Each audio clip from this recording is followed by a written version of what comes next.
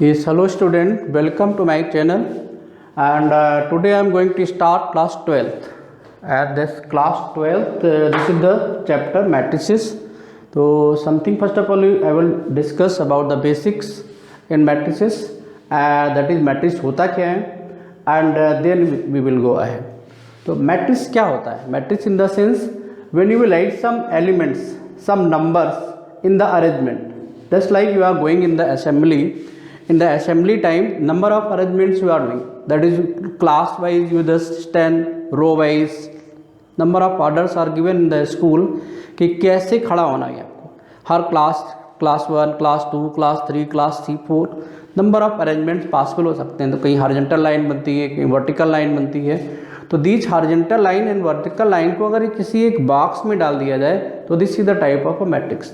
यहाँ पे हम नंबर्स की बात करते हैं. तो अगर इसी टाइप से नंबर्स को अरेंज कर दिया जाए किसी एक बॉक्स के अंदर तो इसमें दो टाइप की लाइन बनेगी. Arrange in the sense particular order में होंगी. तो एक लाइन हॉरिजॉन्टल लाइन बनी, एक वर्टिकल लाइन बनी. तो इस अरेंजमेंट को हॉरिजॉन्टल एंड वर्टिकल लाइन के फॉर्म में जब अरेंज कर देंगे उसके अंदर एक बॉक्स लगा देंगे. बॉक्स कैसा होगा?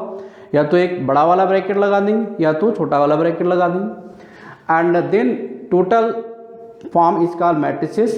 एंड इसके नंबर ऑफ रोज कितने हैं, नंबर ऑफ कॉलम्स कितने हैं, ये उसका ऑर्डर कहा जाएगा. अगर किसी में m रोज होते हैं, n कॉलम्स होते हैं, तो वो order of m cross n matrix होगा. मैथमेटिकली इसका डेफिनेशन क्या होगा वो मैंने पहले से लिख रखा है कि that is definition of matrices. Matrices first of all ये भी समझ लीजिए, matrices is the full form of matrix. Matrix is plural and matrices that is matrix is singular and matrices in the sense plural form.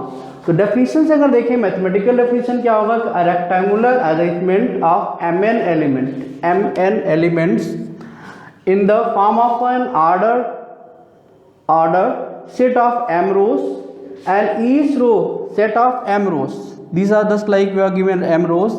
This is row is 1, this row is r2, this is dot dot dot mth row. ठीक है. तो इनको ऐसे r1, r2, r3 से represent करा देते हैं. Each row consisting of an ordered set of n elements and is called m cross n matrices. तो ये जो वर्टिकल लाइन होंगी इनको हम कॉलम्स बोलते हैं. इसको हम रिप्रेजेंट कराते हैं C1, suppose this is C2, this is C3 and so on, this is Cn. ठीक है. यानी वर्टिकल लाइन को हम रिप्रेजेंट कराते हैं C से, हॉरिजॉन्टल लाइन को रिप्रेजेंट कराते हैं R से. एंड टोटल नंबर ऑफ जितने भी कैंडिडेट होंगे, जितने भी एलिमेंट्स होंगे इसमें, वो total m into n elements हो जाएंगे. जस्ट लाइक एक एग्जाम्पल हम लेते हैं. सपोज हमारे पास कुछ नंबर्स हैं, हमने इनको लिखा 2, 3, 4, 1, 2, 4 एंड दिस इज 2, 1, 5. तो अगर इसमें देखा जाए तो इसमें कितने रोज हैं भाई? एक रो ये हो गई R1, this is the horizontal line R2, this is the horizontal R3. And vertical अगर देखा जाए तो ये बना भाई C1, this is C2, this is C3. यानी वर्टिकल लाइन 3 है, हॉरिजॉन्टल लाइन भी 3 है. तो इसका ऑर्डर क्या बनेगा? This order will be equal to, क्योंकि ऑर्डर में होते हैं तो ऑर्डर इसका बन जाएगा 3 क्रॉस 3. तो 3 क्रॉस 3 हमें क्या दिखाता है कि नंबर ऑफ रोज कितने हैं? नंबर ऑफ रोज और 3, नंबर ऑफ कॉलम्स और 3. ठीक है. It mean matrices is nothing, this is the arrangement of the elements in the form of a rectangular array or inside a bracket and in the form of a horizontal and vertical form. This how many horizontal line, how many vertical lines are given, this together is called this order m cross n. इसको order represent किया जाता है. This is order of matrices m cross n and each element is represented by this a11. So this a11 is showing that this is the identity of it. This 1 is showing that is first row first column. यानी this A, ये A कहाँ पे belong कर रहा है? First row first column. If I am taking this A23, तो A23 in the sense this is the in second row and third column. तो ये जो इसके ये दिए होते हैं ये अंडरस्टूड है, हर क्वेश्चन में तो नहीं लिखे जाएंगे, बट अगर इस फॉर्म में कोई भी नंबर लिया जाएगा that we will write always in the form of this general form अगर इसका हम लिखें, कंपैक्ट डेफिनेशन लेना चाहें तो कंपैक्ट डेफिनेशन इसकी इस टाइप से बयान है, in a compact form of this matrix written as a equal to a i of order m cross n, जहाँ पे जो m होगा that will be lie between 1 to m and this is 1 to n होगा, ठीक है। And after that क्या होगा, where I is showing that is number of position of row, position of A, that is या element कह सकते हैं, position of element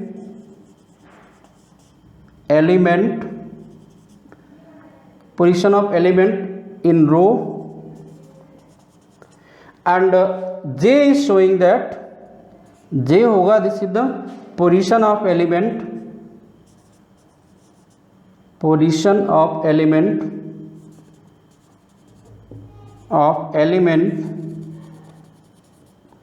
in the column,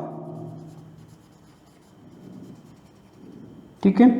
यानी ये जो है आई ये बताता है कि किस रो में है, किस कॉलम में है, ये दिखाता है। ये इसकी कॉम्पैक्ट डेफिनेशन है।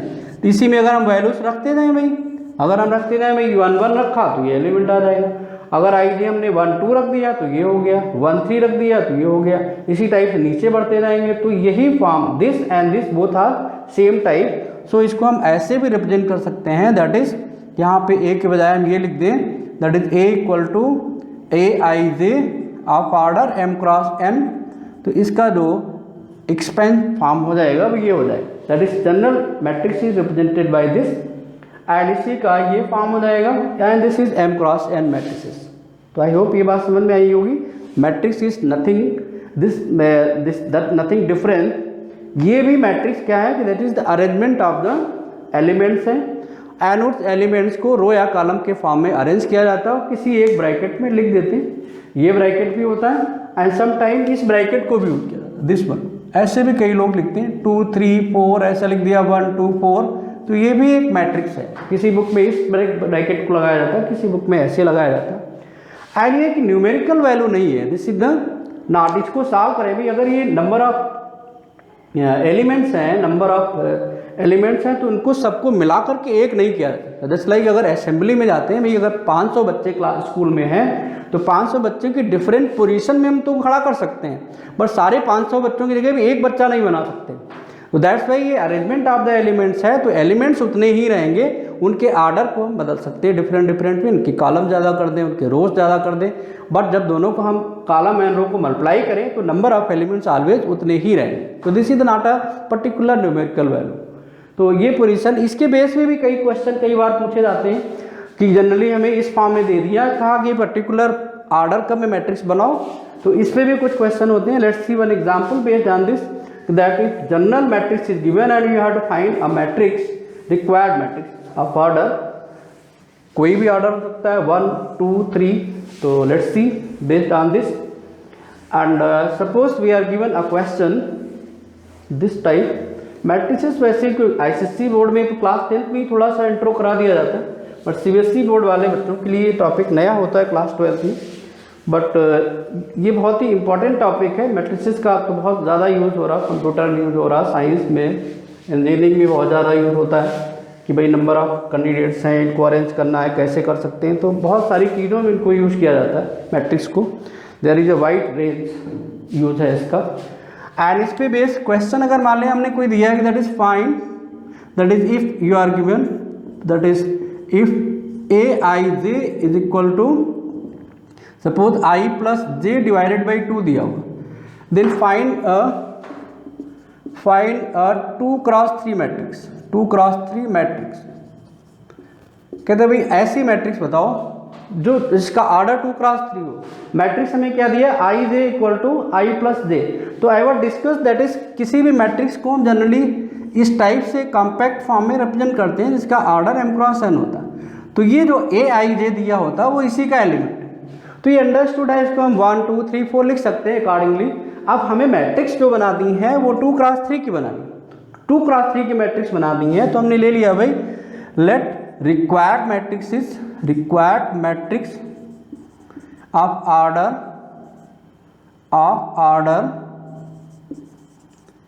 2 क्रॉस 3 इज दिस, इसको लिख दिया हमने A 2 क्रॉस 3। अब इस 2 क्रॉस 3 को अगर हम लिखेंगे, इसका मतलब इसमें नंबर ऑफ रो कितने दिए हुए हमें, नंबर ऑफ रो दिए हुए इसमें 2 एंड नंबर ऑफ कॉलम्स जो दिए हुए हैं, कॉलम्स जो हमें दिए हैं वो 3 है, ठीक है, रोज हमें दी हुई है 2। तो इसको हम इसी फॉर्म में बना लेंगे भाई। 2 रोज अगर हमारी हैं तो हमने लिखा A11, A12, A13, भाई 3 कॉलम हो गए एंड 2 रोज हमारे पास हैं कि A21, A22, A23।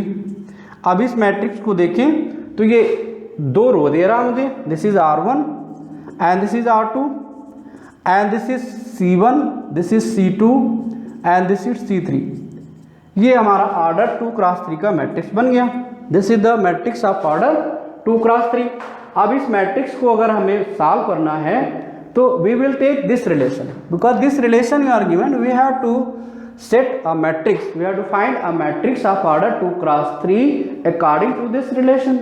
अब अगर इस रिलेशन में हमें A11 निकालना है, तुम क्या करेंगे भाई, हमने लिखा भाई A11 क्या होगा, तो इसके पास गए तो I के पास देखा कितना है, I के पास ये है, J के पास ये है, तो हमने लिख दिया इसको 1 + 1 divided by 2 that is 2/2 that is ये 1 आ गया, A11 हमारा 2 आ गया। इसी टाइप से अगर हम देखें तो इसको थोड़ा सा रब कर देते हैं कि हमें ये पता है कि भाई Aij इज इक्वल टू हमारा जो मेन ऑर्डर है I + J डिवाइडेड बाई 2 है, तो सारे रिलेशन हम इसी की हेल्प से निकालें। तो A11 हमारा आ गया 1 एंड इसी में अगर हम पुट कराएं, इसको हम थोड़ा सा रब कर देते हैं जिससे थोड़ा सा स्पेस हो जाए, तो हमारा A11 आ गया भाई 1 एंड फिर हमने निकाला A12, तो A12 अगर निकाला तो भाई इसके रिलेशन के अकॉर्डिंग हमारा क्या बन जाएगा 1 + 2 डिवाइडेड बाई 2 दैट इज 3/2। फिर हमने निकाला A13, तो A13 होगा तो 1 + 3 divided by 2 that is 4/2 and this is 2। तो ये फर्स्ट रो हमारी आ गई। फिर हमने लिखा भाई A21 कि A21 हमारा क्या आ रहा, this will be 2 + 1 divided by 2 equal to that is 3/2।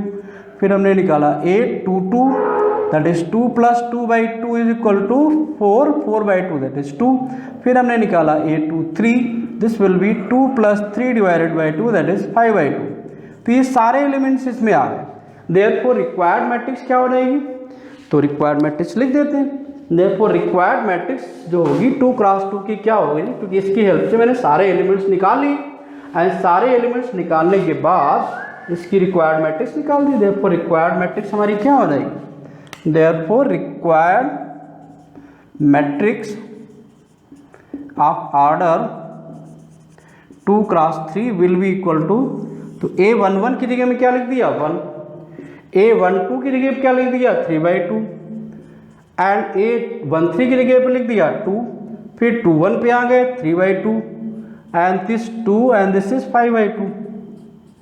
I think ठीक है भाई, 2 + 3 लेंगे 5/2, 2 + 2 that is 4/2, 2 + 1 that is 3/2 and this is the required matrix of order 2 cross 3। इस टाइप से भी कुछ क्वेश्चंस होते हैं स्टार्टिंग में। क्लास सीबीएसई बोर्ड क्या नाम, सीबीएसई बोर्ड के लिए नया टॉपिक होता है, आईसीएसई बोर्ड में तो ये बातें क्लास 10 में भी बताई गई हैं, तो कोई दिक्कत नहीं है। इस टाइप से कोई भी मैट्रिक्स अगर दिया हुआ और ये Aij किसी भी कंडीशन में दिया हुआ, तो it mean this is the showing the general elements of any general matrix. तो वहाँ पे Ij की वैल्यूज रखते जाएंगे अकॉर्डिंग टू द पोजिशन के आंसर्स आ जाएंगे। ठीक है, तो ये होगी इस प्रोसेस को हम फॉर्मेशन ऑफ मैट्रिक्स बोलते हैं। This is the formation of matrix according to the definition.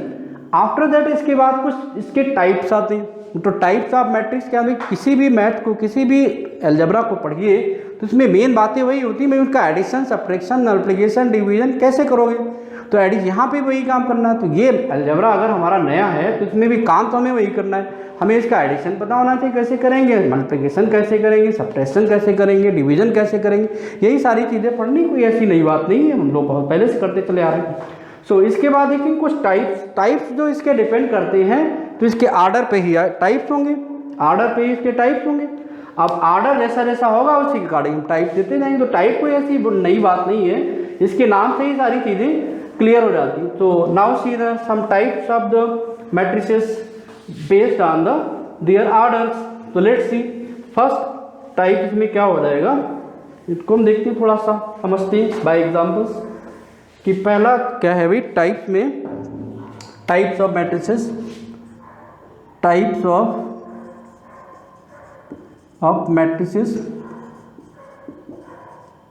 Matrices, ठीक है। मैट्रिसेस इसका प्लूरल फॉर्म होता है, मैट्रिक्स इसका सिंगुलर फॉर्म होता है। तो सम टाइम मैट्रिक्स बोलेंगे, किसी एक मैट्रिक्स को बोल रहे होंगे तो मैट्रिक्स कहेंगे, एक से ज़्यादा होंगे तो मैट्रिसेस हो जाएगा। तो don't be get confuse. Matrix, types of matrices, first मान लिया हमने लिख दिया भाई किसी एक जो है मैट्रिक्स में केवल एक रो बनी है और कुछ नहीं, एक रो बनी हुई, कॉलम्स इसके ज़्यादा हो सकते हैं, तो वो कैसी हो जाएगी भाई, रो मैट्रिक्स हो जाएगी, रो मैट्रिक्स। अब रो मैट्रिक्स क्या आएगी, that is one only, row matrix मतलब एक ही कॉलम होगा, that is a matrix of order, a matrix of order 1 cross m या 1 क्रॉस n लिख दीजिए क्योंकि हमने जनरल फॉर्म n लिया था। Is called a row matrix, row matrix, ये इसका रो मैट्रिक्स हो गया। एग्जाम्पल अगर हम ले लें, जस्ट लाइक हमने लिया कोई मैट्रिक्स ए इक्वल टू दिया हमने and this is given 1 2 3 and this is 4, तो इसमें एक ही रो दिया हुआ और कॉलम कितने हो गए भाई, ये कॉलम ये हो गया, C1 हो गया, C2 हो गया, C3 हो गया एंड C4 हो गया। तो इसका ऑर्डर क्या हो गया, 1 क्रॉस 4, 1 क्रॉस 4, यानी केवल एक ही रो बनी है, इसलिए ये कैसा बन गया, एग्जाम्पल ऑफ रो मैट्रिक्स। दूसरा एग्जाम्पल लेते हैं, जस्ट लाइक बी लिया हमने, इसके भी एलिमेंट लिया A B C, तो इसका ऑर्डर बन जाएगा दैट इज 1 क्रॉस 3। तीसरा एलिमेंट लिया हमने C, सपोज इसके एलिमेंट्स हैं भाई P Q दिस, तो इसके ऑर्डर क्या बन गया इसका 1 क्रॉस 2। तो ये सभी रो मैट्रिक्स। अगर इसका हम जनरल मैट्रिक्स कोई ले लें कि जनरल मैट्रिक्स हमने ले लिया, तो ये मैट्रिक्स हमारा बन जाए 1 क्रॉस m वाला, तो इसको सीधा ऐसे लिखते जाएंगे भाई कि A11 है, A12 है, A13 है, डॉट डॉट डॉट A1n है, तो ये A1n है, this is of order 1 cross n। तो ये इसका जनरल मैट्रिक्स हो जाएगा, यानी केवल एक ही रो दी हुई तो वो रो मैट्रिक्स हो गया। अब ये नाम से ही डिसाइडेड, नाम से ही डिफाइंड है, तो इसमें कोई ऐसा याद करने की जरूरत नहीं। हालांकि इनका कोई हार्ड एंड फास्ट बहुत ज़्यादा यूज भी नहीं होता, बस खाली नाम सेम, नाम थोड़ा सा याद रहेंगे तो अगर कोई टर्म्स आते हैं तो उसको समझने में कोई दिक्कत नहीं होगी। तो ये रो मैट्रिक्स हो गया। इसके बाद देखते हैं next one, next one will be row matrix हो गया। Now next will be column matrix, इसी टाइप से कॉलम मैट्रिक्स हो जाएगा। इसकी बात करते हैं, तो ये थोड़ा सा कुछ टाइप्स हैं तो मैं देख लेता हूँ हमसे कि भाई मैट्रिक्स के जो टाइप्स होंगे वो क्या होंगे। तो जैसे ये टर्म्स अगर आते हैं तो इनमें कोई हमें दिक्कत ना हो सॉल्व करने में, यही हमारा पर्पस है भाई। बेसिक चीज़ें अगर क्लियर हो जाए तो बोर्ड में इतनी कोई बहुत ज़्यादा हार्ड एंड फास्ट मैथ नहीं आती। जब इसके लिए हम IIT-JEE का सिलेबस इस पर लॉन्च करेंगे तो उसमें थोड़ा सा और ज़्यादा काम करना होता है। बोर्ड के लिए तो सिंपल ही, थोड़ा सा अगर सीरियस हो जाए तो मार्क्स बड़े आराम से आ जाते हैं। आजकल तो ऐसा पोजीशन हो गया भाई 100% मार्क्स भी आना। अपने लखनऊ में एक अच्छा हुआ केस कि एक बच्चे के 100% मार्क्स आ रहे हैं, तो बोर्ड भी तो मार्क्स देने में कोई अब हेजिटेट नहीं कर रहा। एक समय था भाई 60-70% लाना बहुत मुश्किल होता था, आप तो 100% ले आइए, कोई लिमिट ही नहीं है। तो बस मेहनत करिए थोड़ा सा तो अच्छा हो जाएगा। After that column matrix, column matrix हो जाएगी थोड़ा सा कॉलम मैट्रिक्स,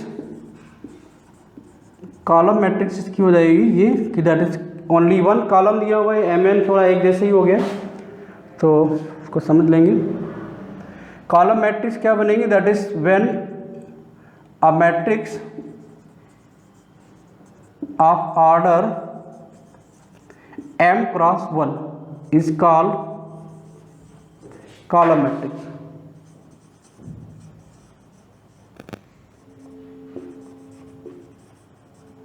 जब केवल m क्रॉस n का होगा तो इसको कॉलम मैट्रिक्स कहा जाएगा। जैसे कि कोई एक एग्जांपल लेते हैं, हमने लिखा है केवल एक कॉलम बनाया भाई 1 2 3, तो इसका क्या बन जाएगा कि एक कॉलम बना हुआ और 3 रो बनी हुई हैं, 3 क्रॉस 1 लिखा रहेगा। तो ये जो बनाएंगी ये इसकी रोज होंगी, this is R1, this is R2, this is R3, और कॉलम कितना हुआ एक, तो एक कॉलम में 3 रो हैं, this is the column matrix. दूसरा एग्जांपल लिया B, इसको ऐसे लिख देते हैं, दिस इज ABC D, तो इसका ऑर्डर क्या बन जाएगा, दिस इज 4x1। सी ले लिया हमने, इसके एलिमेंट्स लिख लिया भाई 1 and 2, केवल इतना ही है, तो ये हो जाएगा 2x1। तो these all are the matrices और these matrices are called column matrix. General अगर कोई हम ले लेते हैं, this is m×1 type matrix, तो you will write like this, that is A11, A21, A2, A31 and so on AM1। तो ये जो मैट्रिक्स हमारी होगी वो कॉलम मैट्रिक्स कही जाएगी। केवल एक कॉलम दिया हुआ, उसमें केवल एक रो दिया हुआ था। अब अगर ये कॉलम रो दोनों ही दिए हुए, अगर इसमें नंबर ऑफ कॉलम्स या नंबर ऑफ रोज दिए, अगर इसके रोज कम होना है तो ये हॉरिजॉन्टल मैट्रिक्स हो जाएगी, रोज ज़्यादा हो जाए तो ये वर्टिकल मैट्रिक्स हो जाएगी। तो हॉरिजॉन्टल एंड वर्टिक्स भी हैं, तो उनके बारे में थोड़ा देख लेते हैं। सो इसको भी रब कर देते हैं। Row matrix and vertical matrix, इनके बारे में भी नाम से ही डिसाइडेड है। Row matrix, horizontal matrix and vertical matrix. तो हॉरिजॉन्टल मैट्रिक्स इसकी हो जाएगी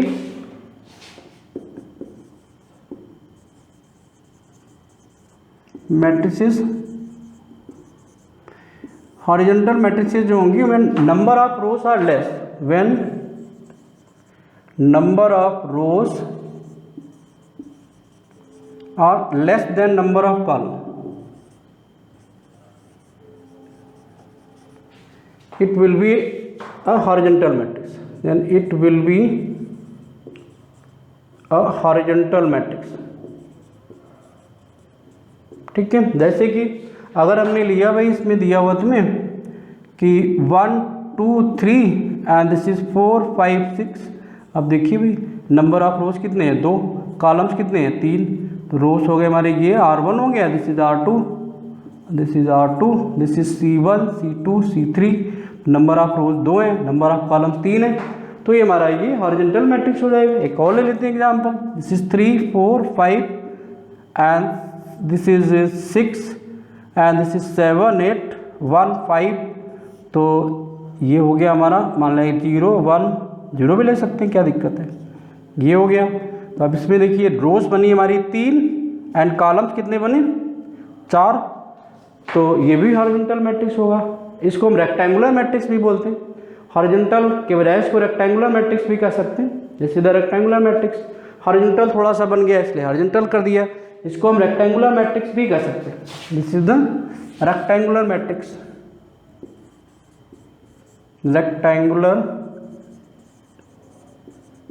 रेक्टेंगुलर मैट्रिक्स भी इसको कहा जा सकता है। फिर रेक्टेंगल जैसी बनी, हॉरिजॉन्टल ज़्यादा, वर्टिकल थोड़ा सा कम है। तो नंबर ऑफ रोज इसकी अगर कम हो गई तो ये हॉरिजॉन्टल हो जाएगा। अगर नंबर ऑफ रोज ज़्यादा हो गई, इसी को हम अगर रोज की ज़्यादा हो जाए, यहाँ पे इसको हम ऐसे कर दें, नंबर ऑफ रोज ज़्यादा हो गई तो ये मैट्रिक्स कैसा हो जाएगा, वर्टिकल हो जाएगा, वर्टिकल मैट्रिक्स हो जाएगा।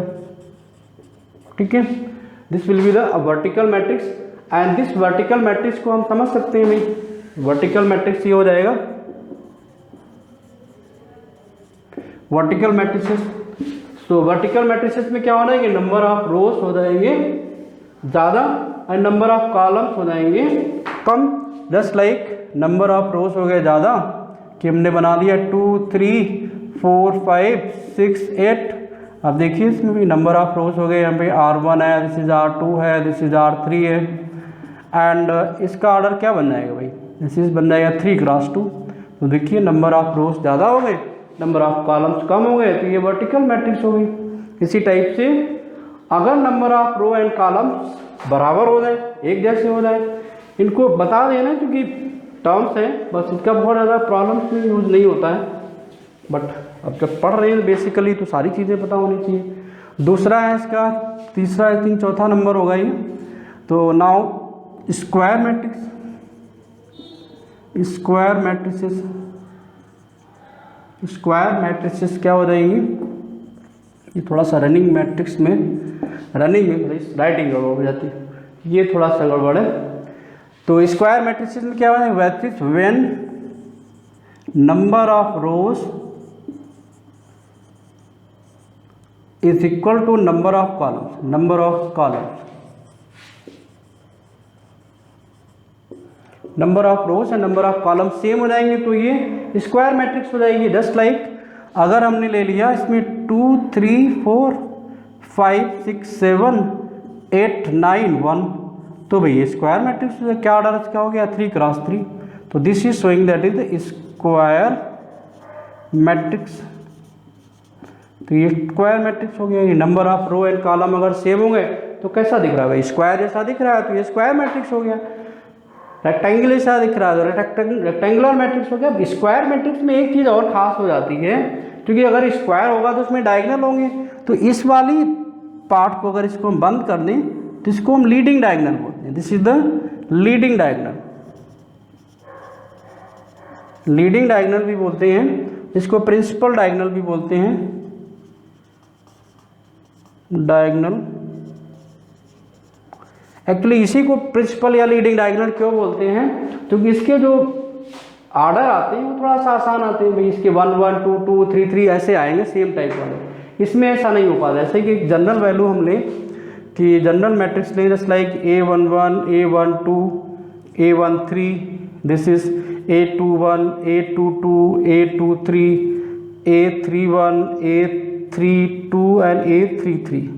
अब देखिए अगर हम मैट्रिक्स में ये वाला डायगोनल लें तो इसके देखिए एलिमेंट्स जो है ये जो लिए हुए number of row and column की पोजीशन ये सेम नहीं है। 1 3 दिया है, 2 2 दिया है, 3 1 दिया, तो इसको हमें डिफाइन करने में आसान नहीं है।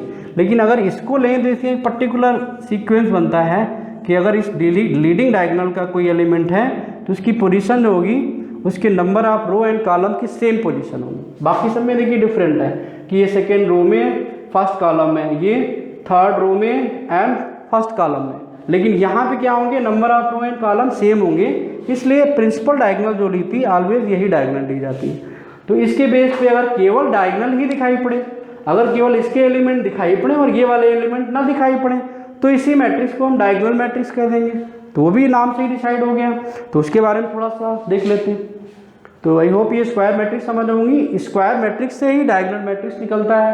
तो लेट्स सी अबाउट दैट कि that is if all the elements are zero except leading diagonal elements.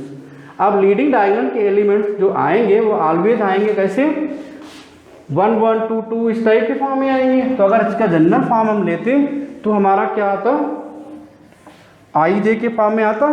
तो जब आई और जे बराबर होंगे तो फिर ये लीडिंग डायगोनल के एलिमेंट्स हो जाएंगे। तो नेक्स्ट पॉइंट हमारा जो है आई थिंक ये 5th पार्ट होगा कि स्क्वायर के मैट्रिक्स के बाद diagonal matrix. Diagonal matrix, diagonal matrix क्या हो जाएंगे, that is if A equal to a i j, इसको थोड़ा सा इस टाइप से भी लिख सकते हैं, of M cross M is a square matrix, is a matrix where all terms are zero, where a i j अगर दिया हुआ है तो इसके दो पार्ट दिए हुए, मान लें इस टाइप से, when I equal to j and this is I is not equal to j, ठीक है। तो दिस एलिमेंट्स जो होंगे, ये एलिमेंट जब i is not equal to j होगा तो ये जीरो होगा, एंड जब i इक्वल टू जे होगा तो यहाँ लिख दी that is except these elements rest of all are zero, ठीक, except elements when i equal to j, except elements of when I equal to j, except this element when I equal to j, rest of all are zero, rest of all elements are zero, then it is called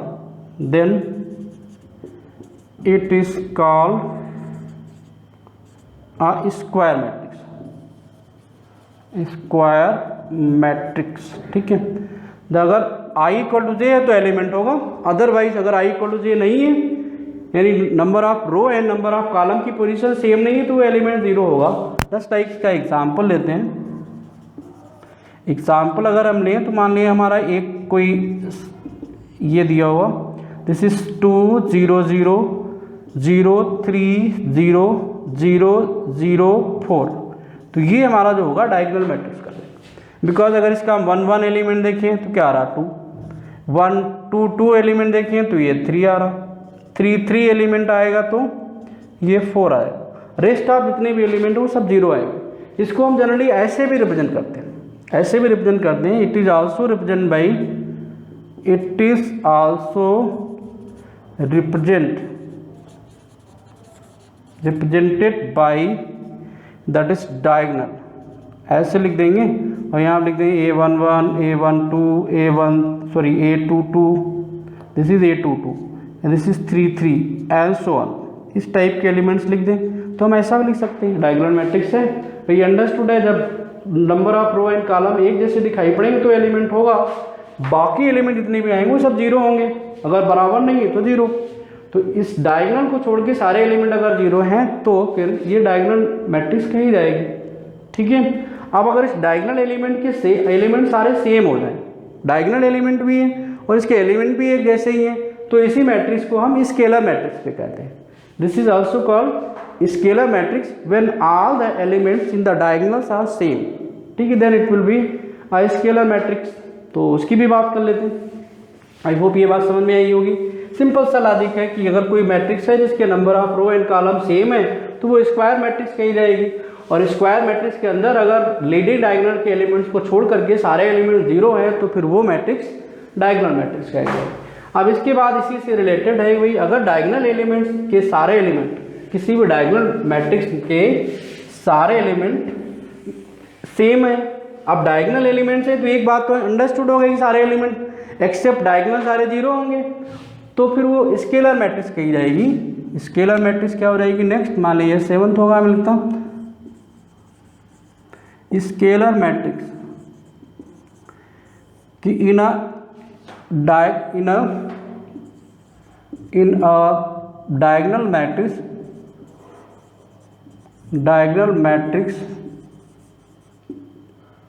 matrices if all elements in a diagonal matrix, if all elements are equal, all elements are same in the leading diagonal,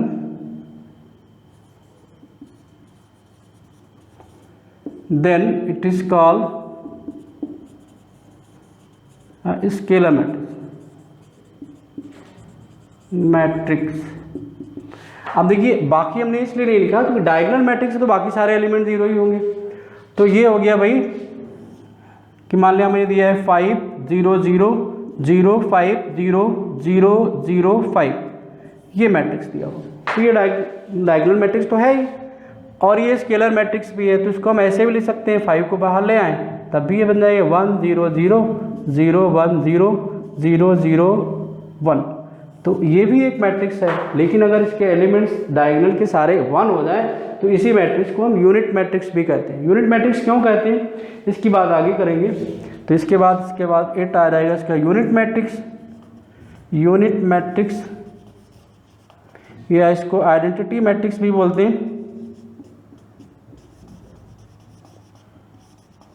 identity matrices, actually इसको identity matrix इसलिए कहा जाता है, किसी के साथ अगर इससे मल्टीप्लाई करा दो तो उस मैट्रिक्स का वैल्यू चेंज नहीं होता। ये बात आगे डिस्कस की जाएगी। That is when all elements of diagonals are equal, that is if all elements in a diagonal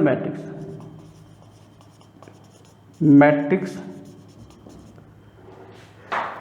are equal are 1। ठीक है, ये बात दैट इज मैं लिख देता हूँ ब्रैकेट में, क्योंकि डायगोनल मैट्रिक्स हमने पहले ही कह दिया, तो डायगोनल मैट्रिक्स कह दिया, इसका मतलब एक बात तो क्लियर है कि डायगोनल को छोड़ के सब 0 ही होने, तो ये बात तो क्लियर है। अब यहाँ पे जो बात लिखी that is elements in the diagonals are 1 and 1, elements of diagonal are each element, यहाँ पे ईच लिख देते हैं, each element of diagonal are 1 and rest of all 0, rest of all elements are 0। तो ये बात अंडरस्टूड है कि हमने डायगोनल मैट्रिक्स लिख दिया, इसका मतलब बाकी सारे एलिमेंट 0 है ही, इसमें कुछ सोचने विचारने की जरूरत नहीं है। तो इसका एक एग्जांपल देखते हैं। तो लेट्स सी एग्जांपल क्या होगा। तो इसका एग्जांपल क्या बनेगा, लेट्स सी। इसको हटा देते हैं। तो हमने डिस्कस किया भाई कि हॉरिजॉन्टल मैट्रिक्स क्या होगी, हमने बताया कि कॉलम मैट्रिक्स क्या होगी, फिर इसका वर्टिकल मैट्रिक्स हुआ, इसका हॉरिजॉन्टल मैट्रिक्स हुआ, रेक्टेंगुलर मैट्रिक्स हुआ, स्क्वायर मैट्रिक्स हुआ, डायगोनल मैट्रिक्स हुआ एंड स्केलर मैट्रिक्स हुआ। स्केलर के बाद ये यूनिट मैट्रिक्स आ गया and it is represent by, ये भी लिख दीजिए, it is represented by, generally I से रिप्रेजेंट करते हैं। अगर इसका ऑर्डर एन होगा तो ऐसे लिख, तो इस आई एन का मतलब यही हो जाएगा, दैट इज ये आई एन क्रॉस एन का है, और इसका मतलब ये अंडरस्टूड है कि एन क्रॉस एन का मैट्रिक्स है, तो एन रो एन कॉलम बनेंगे और इसको ऐसे लिखते जाओगे, एन 0 0 0 0, ये एन तक जाएगा, यहाँ पर 1 sorry this is 0 1 0 0 0 dot dot 0, इसी टाइप से जाएंगे, सारे एलिमेंट तो सारे 0 ही होंगे, इसी टाइप से चले जाएंगे और यहाँ तक आएंगे तो लास्ट में जो ये आएगा यहाँ पे ये 1 आएगा। इस टाइप का मैट्रिक्स बनेगा एन क्रॉस एन का। तो इसका कोई सिंपल एग्जांपल लेते हैं, जस्ट लाइक हमने लिया है यहाँ पे I2 का मतलब हो गया ये 1 0 0 1।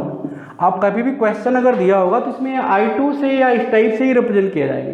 क्लास 12 लेवल पे I2 या I3 लेवल का है, क्लास 10 अगर पढ़ें तो I2 लेवल जनरली मिलेगा, अगर 12th में आए हैं तो यहाँ पे ज़्यादा 3 क्रॉस 3 का आएगा। तो I3 अगर हमारा लिखा हुआ कहीं पे तो ये अंडरस्टूड बात है, 1 0 0 0 1 0 एंड 0 0 1, ये मैट्रिक्स है, दिस इज 3 क्रॉस 3 मैट्रिक्स। तो इसमें 3 क्रॉस 3 न लिख करके सीधा I3 लिख देते हैं, this is called unit matrix या आइडेंटिटी मैट्रिक्स। आइडेंटिटी मैट्रिक्स इसको इसलिए कहते हैं, किसी के साथ अगर मल्टीप्लाई किया जाए तो ये एलिमेंट मल्टीप्लाई करने से उसका एलिमेंट सेम रहता है, यानी इसमें कोई चेंज नहीं आता। अगर कोई भी ऐसा नंबर है जिसको किसी के साथ ऑपरेट किया जाता है और उसका आंसर बदलता नहीं है तो उसको हम आइडेंटिटी कहते हैं। जैसे कि नंबर्स में देखा होगा कि अगर हम 3 में 0 ऐड कर दें तो ये 3 ही रहेगा, तो दिस 0 इज कॉल्ड एडिशन के अकॉर्डिंग हो रहा है, तो 0 इज कॉल्ड इस एडिटिव आइडेंटिटी। ठीक है, ऐसे एलिमेंट को आइडेंटिटी कहते हैं, किसी के साथ अगर ऑपरेट कराएं किसी सिंबल के साथ और रिजल्ट वो बदले ना किसी का, तो ये एडिटिव आइडेंटिटी हो जाएगी। इसी टाइप से अगर 3 into 1 करते हैं तो ये 1 रहेगा, या 1 into 3 करेंगे तब भी वही रहेगा। तो this 1 is called multiplicative, 1 is called its multiplicative identity. ठीक है, इसी टाइप से ये जो मैट्रिक्स की है, तो मैट्रिक्स की जो आइडेंटिटी है ये आई है, क्योंकि इसको किसी से भी मल्टीप्लाई कराएंगे तो आंसर वही देगी, इसलिए हम इसको आइडेंटिटी मैट्रिक्स कहते हैं। ठीक है, वैसे भी ये यूनिट मैट्रिक्स है, इसका जनरल वैल्यू अगर देखा जाए 1 है, तो आगे चल के जब डिटर्मिनेंट पढ़ाएंगे तो इसका अगर डिटर्मिनेंट निकालेंगे तो ऑलवेज इसका आंसर 1 है। ठीक है, इसलिए इसको यूनिट मैट्रिक्स कहेंगे। तो इसका रिजल्ट जो आएगा 1 आएगा, और आइडेंटिटी इसलिए कहते हैं तो किसी भी मैट्रिक्स से इसको अगर मल्टीप्लाई कराएं तो उसका रिजल्ट ऑलवेज 1 ही रहेगा, इसलिए ये आइडेंटिटी मैट्रिक्स कहा जाता है। आइडेंटिटी मैट्रिक्स को आई से ही ऑलवेज रिप्रेजेंट करेंगे, और ये अंडरस्टूड होगा जिस भी क्वेश्चन में आई लगा होगा तो उस क्वेश्चन का जो मैट्रिक्स दिया होगा उसका जो ऑर्डर होगा उसी के अकॉर्डिंग हम इसको सेट कर लेंगे। अगर कहीं पे मान लिया दिया हुआ तुम्हें, तो ये बात तो भी एक्सरसाइज में आएगी फिलहाल। इसके बाद फिर आता है इस पे ट्रायंगुलर मैट्रिक्स। अब ट्रायंगुलर मैट्रिक्स क्या होती है भाई, आई थिंक ये 8th नंबर होगा, ट्रायंगुलर मैट्रिसेस।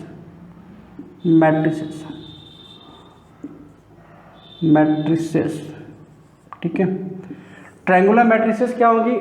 अब ट्रायंगल तो नाम से ही डिसाइडेड, डायगोनल के ऊपर के अगर सारे एलिमेंट हैं और नीचे वाले सारे 0 हैं तो ट्रायंगल हो गया, या नीचे के सारे 0 हैं, नीचे के वाले एलिमेंट्स हैं और डायगोनल के ऊपर के सारे एलिमेंट 0 हैं, यानी डायगोनल के ऊपर या नीचे के एलिमेंट अगर 0 हैं तो फिर उसको ट्रायंगुलर मैट्रिक्स कहा जाएगा। जैसे कि अगर मान लिया हमने एग्जांपल से ही इसको बता देते हैं, हमें लिखने की जरूरत नहीं लगता कि 1 2 3 लिया, यहाँ पर हमने लिया दिस इज 0 4 5, दिस इज 0 0 6, तो ये ट्रायंगुलर मैट्रिक्स है।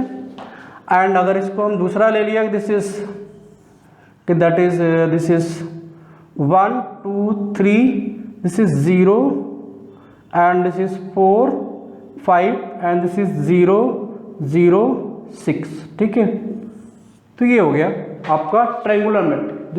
This both are called triangular matrices, ठीक है। एंड अगर इसको दिखा रहे हैं तो इसके देखिए नीचे वाले सारे एलिमेंट 0 हैं, तो ये कैसा हो जाएगा, अपर ट्रायंगुलर मैट्रिक्स हो जाएगा, अपर ट्रायंगुलर मैट्रिक्स, ठीक है। एंड इसके देखिए ऊपर वाले सारे 0 हैं तो इससे लोअर ट्रायंगुलर मैट्रिक्स हो जाएगा, ट्रायंगुलर मैट्रिक्स, ये लोअर ट्रायंगुलर मैट्रिक्स। यानी अगर जिस साइड के 0 हैं उसके दूसरे वाले साइड के अकॉर्डिंग हम नाम लेंगे। अगर ऊपर वाले सारे एलिमेंट, क्योंकि डायगोनल है, डायगोनल के ऊपर अगर हैं तो ये अपर ट्रायंगुलर मैट्रिक्स, डायगोनल के नीचे वाले एलिमेंट अगर जिंदा हैं, ऊपर वाले 0 हैं, तो ये लोअर ट्रायंगुलर मैट्रिक्स हो गया। और दोनों को मिलाकर के ट्रायंगुलर मैट्रिक्स कहा जाता है। ये ट्रायंगुलर मैट्रिक्स की कहानी है। अब इसका मेन मैटर हमारा जो है वो हमें अलजेब्रिकली सीखना है। टाइप्स ऑफ मैट्रिसेस तो हमें लगता है बहुत सारे हो गए, कुछ बचे होंगे, हमें नहीं लगता कोई बचा हुआ। तो I think I discuss all the types of matrices. And इसके बाद फिर जो मैट्रिसेस आती हैं, हमें मेन जो फोकस करना है मैट्रिसेस में, भाई इनको कैसे ऐड सब्ट्रैक्ट या मल्टीप्लाई किया जाएगा, उस पर फोकस करना है। Addition, subtraction, multiplication, division. Class 12 में इसका जो मेन यूज होता है वो है आपके इक्वेशंस निकालने के लिए। लीनियर इक्वेशन को कैसे सॉल्व करेंगे, भाई हमें क्लास छोटे लेवल से सिखाना शुरू किया जाता है। भाई एक वेरिएबल का इक्वेशन लीनियर इक्वेशन है, 2 वेरिएबल का लीनियर इक्वेशन है, 3 वेरिएबल का इक्वेशन है, तो उनको हम कैसे सॉल्व करेंगे, ये चीज़ समझ दी। अब ये 3 वेरिएबल से और भी ज़्यादा अगर आ जाए, 5 वेरिएबल, n वेरिएबल का आ जाए, तो फिर उसको सॉल्व करना मुश्किल हो जाता है। उसके कॉन्सेप्ट में ये मैट्रिक्स काम करता है कि कोई भी वेरिएबल्स का इक्वेशन सेट कर दिया जाए तो उसको हम इसकी हेल्प से सॉल्व कर सकते हैं। और ये चीज़ कंप्यूटर के लिए भी कंप्यूटर सॉफ्टवेयर में डाल दीजिए, कितने भी वेरिएबल सेट कर लीजिए और इसका फटाक से ये सॉफ्टवेयर के अकॉर्डिंग फटाक से आंसर दे देता है। उसके पीछे मैट्रिक्स ही काम करती है। तो मेन यूज इसका यहाँ पे ये होता है, इसीलिए इसको हर जगह यूज़ किया जाता है। तो पहली बात जो आएगी इसमें इक्वल मैट्रिक्स। इक्वल मैट्रिक्स क्या होगी, इक्वल मैट्रिक्सेस जो होंगी, मैट्रिक्सेस लिखे हमें लगता है प्लूरल होगा। इक्वल मैट्रिक्सेस जो होंगी, अगर कोई 2 मैट्रिक्स ऐसे जिनके ऑर्डर भी सेम है, उसके each and every corresponding elements are same, then matrices are called equal matrix. That is if each and every element, तो आई थिंक दोनों बातें एक ही हो गई। इफ एवरी करस्पॉन्डिंग एलिमेंट, ऐसे लिख दीजिए, इफ ईच करस्पॉन्डिंग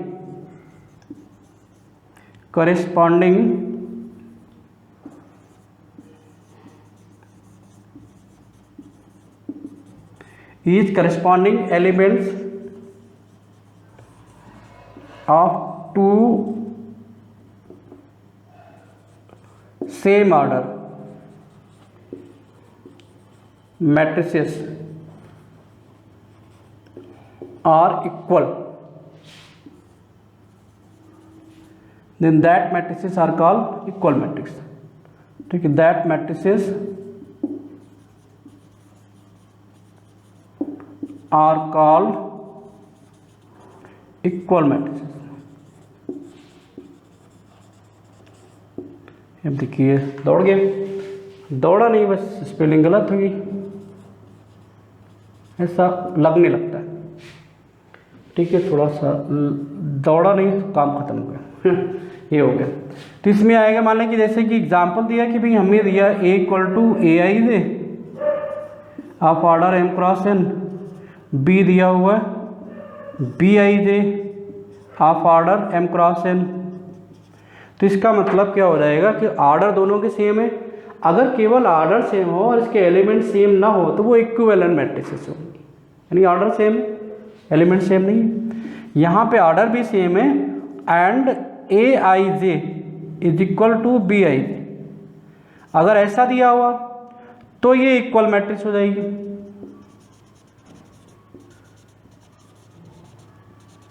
तो ये इक्वल मैट्रिसेस हो जाएंगी, पहला केस। एंड अगर ये दिया हुआ a i j is not equal to b i j, केवल ऑर्डर ही सेम है, तो ये इक्विवेलेंट मैट्रिसेस हो जाएंगे, इक्विवेलेंट मैट्रिसेस, यानी इनके ऑर्डर तो सेम है। ये चीज़ मैट्रिक्स में पढ़ी थी, सेट्स में इक्विवेलेंट सेट्स होते थे, इक्वल सेट्स होते थे। वैसे इसका मतलब अगर एलिमेंट्स एंड ऑर्डर दोनों ही सेम है तो फिर इक्वल मैट्रिक्स, अगर वो इसकी केवल ऑर्डर ही सेम है तो फिर वो इक्विवेलेंट मैट्रिसेस होंगी। इसका थोड़ा सा एग्जांपल से बताते हैं, वो ज़्यादा बात हमें लगता है समझ में आएगी। तो डेफिनेशन तो बस खाली बेसिकली समझना है, बाकी तो प्रोसेस ही देखना है। अगर बोर्ड में मार्क्स देखा जाए तो भाई हमें क्वेश्चन सॉल्व होगा हमारा तभी आएगा, डेफिनेशन तो मेरे पूछी नहीं जाती डायरेक्ट कहीं। अब डेफिनेशन तुम्हें खूब याद हो, क्वेश्चन नहीं कर पाए तो मार्क्स नहीं आएंगे, सिंपल सी बात है। तो इसके बारे में देखते हैं। जस्ट लाइक हमने एक एग्जांपल लिया कि भाई ये दिया हुआ 2 3, this is 4 5, this is of order 2 cross 2, and दूसरा दिया है ये भी 2 3 दिया हुआ, 2 3 4 5। तो ये जो होंगे 2 क्रॉस 2 के, ये दोनों ही इक्वल मैट्रिसेस होंगे, दीज आर इक्वल मैट्रिसेस। इस पे बेस्ड क्वेश्चन भी आ सकते हैं। जस्ट लाइक हमें ये दे दिया गया, दैट इज भाई कोई हमें दिया हुआ कि ये x दिया, ये 5 दिया, ये y दिया है, सपोज ये z दिया हुआ, and a matrix is given here, suppose 3 5 4 8, these two are equal matrices are given, then find x y z and find x y and z। तो इसमें क्या करोगे भाई, अगर इक्वल मैट्रिसेस होती है तो करस्पॉन्डिंग एलिमेंट सेम होते हैं। तो यहाँ पे देखिए ये a11 की प्लेस पे है, ये भी a11 की प्लेस। करस्पॉन्डिंग एलिमेंट का मतलब क्या है कि ये फर्स्ट रो फर्स्ट कॉलम में है तो ये भी फर्स्ट रो फर्स्ट कॉलम में ही होना चाहिए। तो इसका मतलब क्या बन जाएगा भाई कि x बराबर 3 हो जाएगा और y बराबर 4 हो जाएगा, z बराबर हमारा 8 हो जाएगा। तो ये जो दिया है a11 वाले प्लेस पे दिए हुए हैं, एंड ये जो दिया है ये जो दिया हुआ y, तो ये a21 वाली प्लेस पे दिया हुआ a21, and this is equal to a21। ये जो हमें दिया है 31 वाली, सॉरी 21, दैट इज a22 वाली प्लेस पे दिया हो, तो ये भी a22 प्लेस पे। करस्पॉन्डिंग मतलब क्या हुआ कि जो जिस प्लेस पे एलिमेंट दिया उसी प्लेस पे होना चाहिए, तो इसका करस्पॉन्डिंग एलिमेंट्स होगा। अगर इक्वल मैट्रिसेस है तो उसकी हेल्प से हम वेरिएबल्स को भी सॉल्व कर सकते हैं, ये भी होता है बेसिक लेवल पे, ये भी समझेंगे। 12th वाले हालांकि जो ICSE बोर्ड से आते हैं उनको ये चीज़ें पढ़ाई जाती हैं क्लास 10th में, उनके लिए कोई नई बात नहीं है, बट CBSE बोर्ड वाले जो बच्चे हैं उनके लिए ये सब नया है।